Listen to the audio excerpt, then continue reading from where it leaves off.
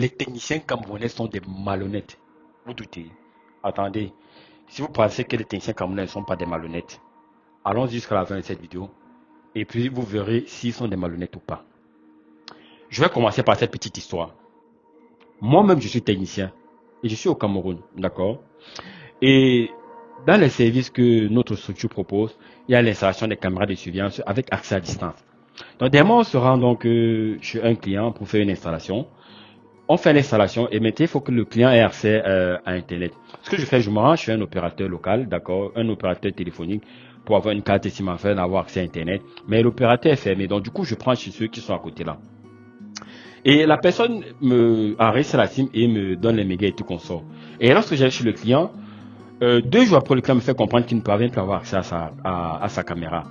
Et même se connecter, il ne parvient plus à se connecter. Donc, grande est ma stupéfaction. Donc, grande est ma surprise. Je suis un peu stupéfait. Mais à peine 2 jours, comment se fait que tu ne parviens plus à te connecter? Donc, ce que je fais, on a sur le SAV, je me rends chez le client et je contrôle sa connexion. Je me rends compte qu'il n'a consommé que 3 gigas. Qu'est-ce que je fais donc? Je vérifie le solde de base. Je me rends compte qu'effectivement, il n'y avait que 3 gigas, qu'il y avait à l'intérieur. C'est où je me rends compte qu'en fait, je me suis fait entuber parce que le nombre de gigas que la personne était censée me fournir, il l'a pas fait. Et il a encore été plus malhonnête. Ce qu'il a fait, il a même supprimé les messages de transfert de crédit qu'il m'avait fait. Vous voyez, c'est ce que nous rencontrons au quotidien lorsqu'on fait des prestations chez les clients. Seulement à travers cette petite histoire, vous comprenez pourquoi est-ce que je dis que les Camerounais sont des malhonnêtes. Mais on ne va pas s'arrêter là. Nous allons étendre le sujet plus loin. Et je vais vous raconter mon histoire personnelle. On va voir si moi, en tant que technicien camerounais, je suis malhonnête ou pas.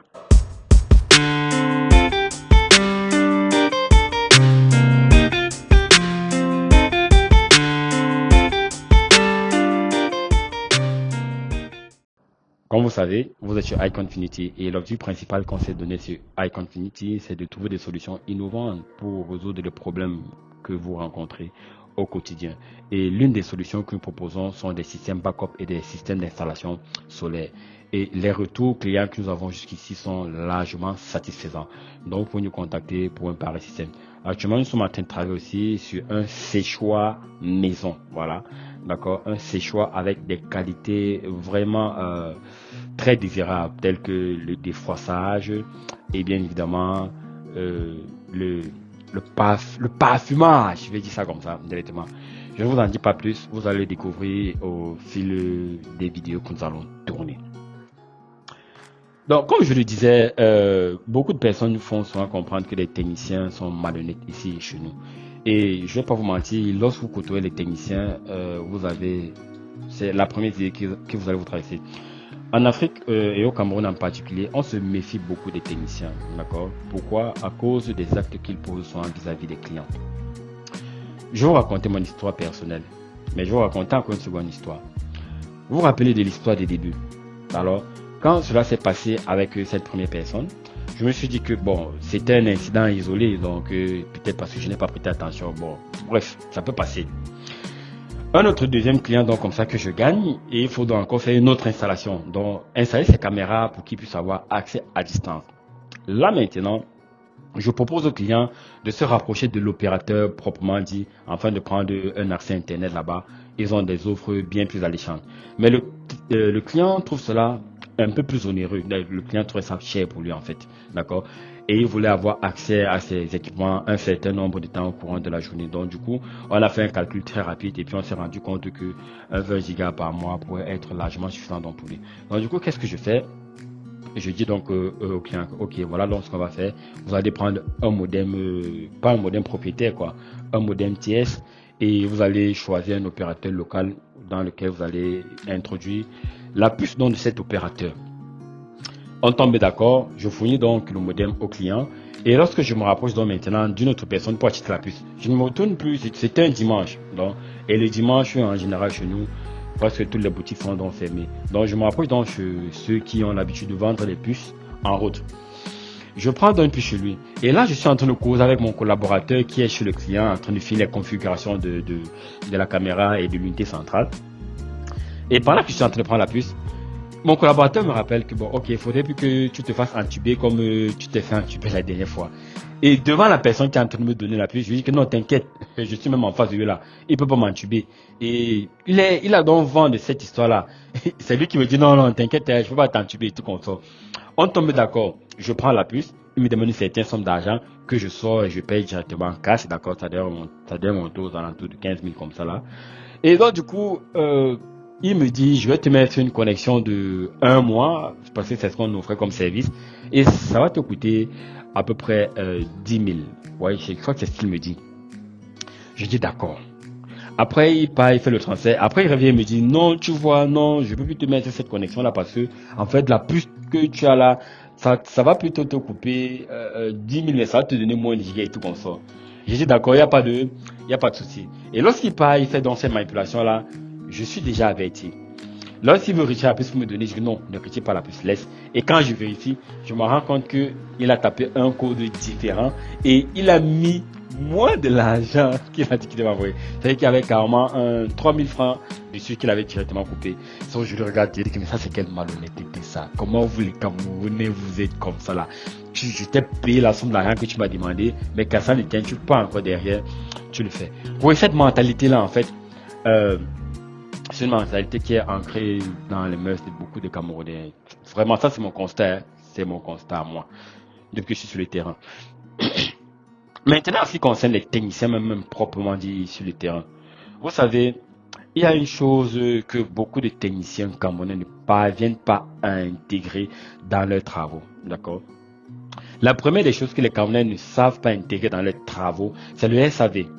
Vous savez, si vous êtes bon, comme on dit souvent là, pour faire une installation, et que si vous ne pouvez pas assurer le SAV, pour le client, ce sera que vous serez malhonnête.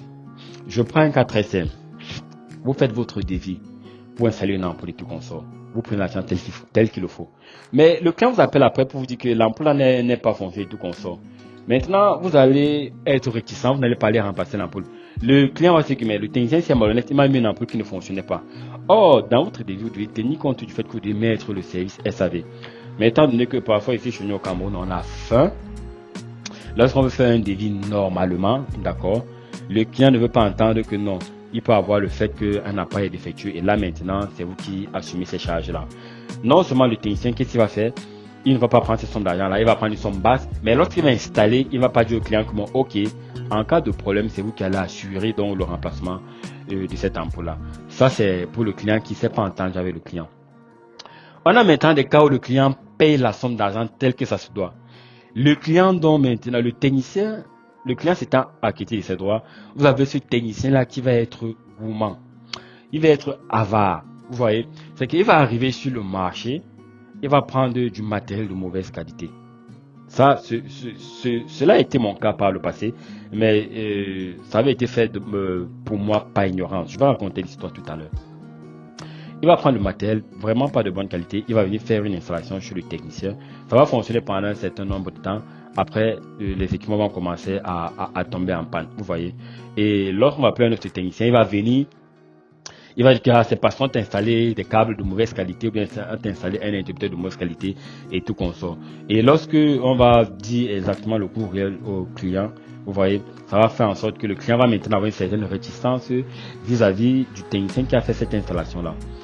Pour ma part, je me rappelle une fois, je vais vous raconter cette histoire-là. J'ai été victime de cela et je ne vais pas vous mentir. Le technicien que je suis aujourd'hui, c'est la somme des erreurs que j'ai eu à commettre, et aussi des expériences que j'ai eu à gagner. Donc, l'une de mes premières expériences qui a fait en sorte que je me regarde et puis je trouve le fait que l'acte que j'avais été posé était un peu malhonnête. Je vous raconte l'histoire. J'ai deux histoires comme ça. Je vais vous raconter d'abord la première. La première, ça, c'est lorsque je venais d'obtenir mon diplôme de technicien secondaire, oui, parce que j'ai un bac professionnel, oui. Quand je venais d'obtenir mon diplôme professionnel au secondaire, d'accord, j'ai gagné mon chantier. Ça fait partie de mes tout premiers chantiers. Alors, je n'avais pas encore toute cette expérience-là, achat matériel, tout ce différent management-là. Donc, je me suis donc rapproché d'un aîné. Je m'étais donc rapproché d'un aîné pour qu'il m'aide à faire le dimensionnement. Il m'a dit, les câbles, tel rouleau de câble coûte telle somme, tel rouleau de câble coûte telle somme, et tout consort. Vous voyez, on a fait les différents devis. Bon, il a fait avec telle majoration. Moi, je m'étais fié à lui. Et donc, on fait donc toute cette majoration-là. Je m'en vais donc, je prends l'argent chez le client en fonction de la majoration qu'il a fait. D'accord, mes toutes premières expériences. Et je l'appelle pour lui dire, bon, tonton, enfin, c'était un grand frère, tonton, voilà le chantier que j'ai gagné, s'il te plaît, est-ce que tu peux venir qu'on fasse ensemble? Alors malheureusement, il ne pouvait donc pas venir. Il me dit non, je ne peux pas, je suis dans la ville, parce que c'est un monsieur qui était très occupé. Vas-y, commence, prends l'argent, tu commences à faire tout qu'on sort. Lance-toi mon petit, je ne vais pas toujours être là, vas-y, fais. Bon, d'accord. Je prends l'argent, je décide donc de le faire. Je connaissais la pratique parfaitement, mais le marché, c'était totalement différent. Vous savez, je veux que vous compreniez que l'expérience professionnelle vient aussi du fait que vous devez connaître le marché. Donc, vous pouvez être un bon technicien, mais si vous n'avez pas la connaissance sur le marché, les fournisseurs et tout ce qui va avec, on ne peut pas dire de vous que vous êtes un professionnel plein dans le domaine.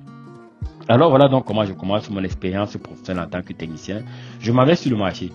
Mais quand j'arrive sur le marché, je demande les câbles. C'était des câbles TH 1.5, 2.5. Je demande le câble TH 2.5. Il y avait les marques qui avaient été mises. Et on me dit 9000. Ah! Je suis surpris. J'étais peut-être surpris parce que sur la facture, c'était 15 000. N'est-ce pas, je suis content. J'achète. Bon, il y avait un argent supplémentaire, je suis content.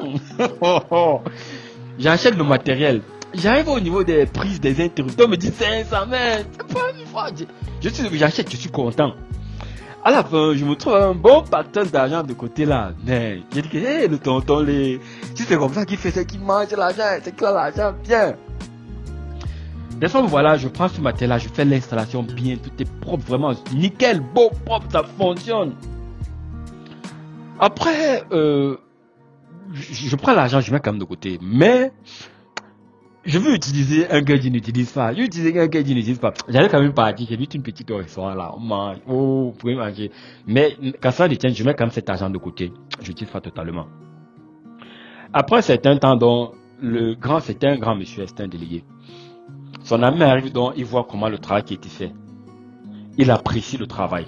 Le dimensionnement bien fait, l'installation bien fait, tout était nickel, tout était propre. Mais il commence à apporter des petites suggestions. Il dit, mais attends, cette ampoule-ci là, un grand délégué comme toi, comment tu peux mettre ce genre d'interrupteur, hein? Tu as acheté les interrupteurs. Pourquoi tu achètes les interrupteurs de 500 €? Mais les interrupteurs c'était 1000 francs. Je ne vais pas vous dire, je ne vais pas vous mentir. Il a dit, tu as 10 000 francs pour acheter des interrupteurs et il a acheté des interrupteurs de 500 comment? Un petit interrupteur de 1000 francs. C'est ça titre. Alors donc, son ami était électricien. Et c'est un tonton qui voulait me lancer, il faut dire ça ainsi. C'est il check. Il me dit, c'est câble ici. Mais c'est pas bon. C'est le tonton là m'appelle directement, j'y arrive.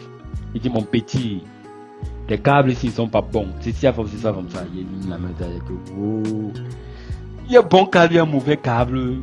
Voilà ça qui fait ça fonctionne. Il dit, mon petit, tu as acheté ça où? Tu as acheté à combien? Bon, ce qui a fait en sorte, mon grand me voyait comme un malhonnête, en fait. Mais ce qui a fait en sorte que quand il s'est mis à me poser les questions, tu as appris ça où, comment, j'ai dit les choses vraiment, j'ai dit la vérité nue, telle qu'elle était. J'ai dit que non, voilà, j'avais pris ça comme ça là, mais j'ai pris ça à ce prix. C'est où donc maintenant, le monsieur a compris en fait que c'était pas ignorance. Et c'est à partir de ce moment-là qu'il a donc commencé à m'enseigner comment reconnaître le bon câble et le mauvais câble. Et c'est resté dans ma tête gravé une fois pour de bon. Et donc, du coup, ce que j'avais fait, j'avais donc pris cette partie d'argent qu'il a mis comme de côté. J'ai dit, tonton, l'argent était beaucoup, j'ai enlevé une partie là. Je crois que j'avais enlevé 30 000 dessus. Je suis parti faire la fête avec une copine de l'époque, un technicien. Ils vont se reconnaître. Et donc, du coup, je viens donc avec cette somme d'argent là qui était restée de côté. Je me suis dit, je n'avais pas touché. Qu'est-ce qu'on a donc fait? On a enlevé tous ces câbles là. Et j'ai pris cet argent. Il a complété. J'ai repris de nouveaux câbles. J'ai repris de nouveaux interrupteurs et tout comme ça. Franchement, je dis merci à ce tonton là aujourd'hui. Tonton Dupont. Je lui dis merci parce que il fait partie des premières expériences qui m'ont permis d'être vraiment professionnel. Et on a remplacé tout. Et à la fin, la somme d'argent que j'avais demandé, je crois qu'il a une bonne partie d'argent qui avait été coupée. Il m'avait remis, je crois que c'était 50 000 francs. Comme un d'œuf. Bon, j'ai pris, je me suis même pas plaint. Et puis, je suis simplement rentré. Et à partir de ce moment-là, il m'avait donné ce conseil, son ami en général, sois méticuleux sur le choix de ton matériel. Et si tu ne maîtrises pas, vas-y avec un aîné, comme tu viens d'entrer dans le domaine. Et cela a été mon conseil que je garde jusqu'aujourd'hui. Donc à partir de ce moment-là, à chaque fois que je voulais acheter un nouveau matériel que je ne maîtrisais pas, je partais avec quelqu'un du domaine, je déboursais de l'argent pour apprendre. C'est-à-dire je sortais de l'argent de ma poche, je payais et il me donnait des conseils, comment faire le choix et tout comme ça. Et au fur et à mesure, ouais, ça va déjà à 14 ans aujourd'hui, je suis assez vieux et assez implanté dans le domaine. La deuxième expérience que j'ai, c'est lorsque je me suis lancé dans le marché de l'électronique. Voilà. Je vendais des computers électroniques et tout ce qui va avec. Et lorsque je finis l'université, j'avais déjà laissé une marque et un nom dans l'achat des composants électroniques. L'université donc me passe la commande des composants électroniques. Je passe la commande en Chine. Je me rappelle, c'était pour fabriquer des wattmètres. Donc il fallait des capteurs de tension et des capteurs de courant. Je passe la commande, on me verse l'argent. Je passe la commande. On me donne 2 semaines pour l'arrivée des composants. Je donne aussi 2 semaines là-bas. Voilà la première bêtise que je fais. Je donne 2 semaines aussi là-bas pour l'arrivée des composants. Mais 2 semaines plus tard, les composants sont pas arrivés. Entre-temps, on est déjà en train de mettre la pression là-bas. Moi, je commence à mettre la pression au monsieur qui est aussi sur place. Qu'est-ce qu'il fait donc? Il me donne donc des composants. Les capteurs de tension arrivent, les capteurs de courant sont pas arrivés. 1 mois plus tard, mince. N'est-ce pas d'abord, de ce côté, on avait commencé à me regarder d'un mauvais œil, quoi. Genre, c'est un gars, il n'est pas honnête, il a pris l'argent, il a mangé. Et j'avais donc cette pression-là sur moi. Vous voyez, c'est autant de choses qu'il fait. Donc, du coup, il me dit, c'est déjà arrivé. Quand ça arrive donc, il en sache, parce que j'en sache, j'ai stampé avec le logo de l'entreprise. Pap! C'était les capteurs, les ZMPT 101B et les capteurs de courant, si je me trompe pas. Mais sauf que dans le colis que je suis en train d'envoyer, je me rends compte que tout ce qui avait été envoyé, uniquement des capteurs de courant, des capteurs de tension, pardon, et il n'y avait pas de capteurs de courant à l'intérieur. Alors donc, lui m'appelle, il me dit, mais je t'ai envoyé, tu sais, des capteurs de courant, des capteurs de tension, mais je t'ai à toi envoyé, tu me veux quoi? Je me dis que, mais toi, tu es un comment?